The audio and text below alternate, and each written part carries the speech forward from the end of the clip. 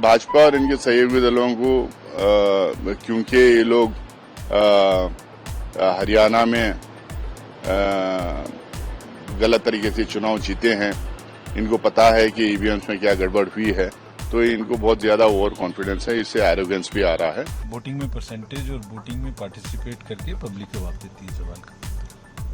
जहां तक ईवीएम्स और इन सब का प्रश्न है वो 100% फुल है, मैं कई बार बता चुका हूँ।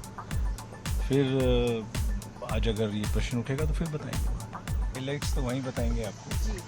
आज 3:30 बजे प्रेस कॉन्फ्रेंस रखी है हमने, कमीशन ने, महाराष्ट्र और झारखंड के चुनाव की तिथियों के बारे में, शेड्यूल के बारे में, तो उसमें आप आइए, वहीं सब चीजें आपको बताएंगे। एक अहम सवाल, जिस तरीके से लगातार ईवीएम पर सवाल उठता रहा है और फ्री एंड फेयर इलेक्शन हो, क्योंकि तमाम जो अपोजिशन पार्टीज के लीडर हैं उन्होंने हरियाणा पर भी सवाल उठाया, आज भी यही कह रहे हैं कि हमारी उम्मीद है कि इलेक्शन जो हो फ्री एंड फेयर हो, बायस ना हो, ईवीएम पर सही सटीकता रहे, इस पर क्या कहना चाहेंगे सर? एक महत्वपूर्ण सवाल, क्योंकि हमेशा से इलेक्शन कमीशन पर उठता रहा है।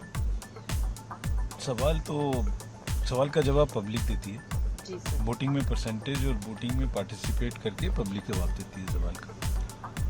जहां तक ईवीएम्स और इन सब का प्रश्न है वो 100% फुल है, मैं कई बार बता चुका हूँ।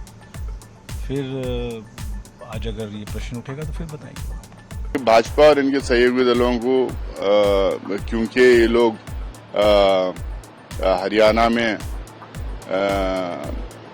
गलत तरीके से चुनाव जीते हैं, इनको पता है कि ईवीएम्स में क्या गड़बड़ हुई है, तो इनको बहुत ज्यादा ओवर कॉन्फिडेंस है, इससे एरोगेंस भी आ रहा है। लोग जो है इनके एरोगेंस को धूल चटाएंगे। लोग इनको पार्लियामेंट इलेक्शन में करीब हरवा ही दिए थे। अब इन चुनाव में भी, जम्मू एंड कश्मीर में तो रास्ता दिखाई दिए, अब इन चुनाव में भी उनको हराएंगे और ये इस बार अपोजिशन पार्टीज पूरी एक होकर सतर्क रहेंगे और इनके घोटालों को नाकाम करेंगे। सर, एक और महत्वपूर्ण सवाल ये है कि जो भारत ने 6 एनवॉयज को, 6 डिप्लोमेट्स हैं जो कनाडा के, उनको वापस भेज दिया है।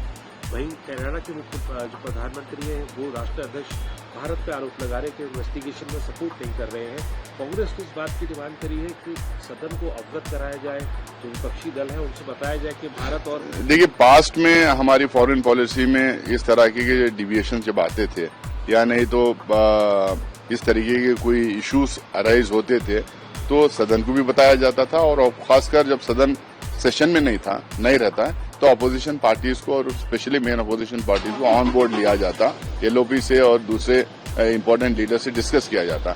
ये इन्फॉर्म करना बहुत जरूरी होता है, और ये एक कन्वेंशन, फॉरेन पॉलिसी डायरेक्शन में एक कन्वेंशन चलते आया है, तो उसको बरकरार रखते हुए इनको अपोजिशन पार्टीज को अवगत करवाना चाहिए कि क्या हो रहा है, क्या प्रॉब्लम्स है, किस कारण से इस तरीके का डिसीजन लेने की नौबत आई।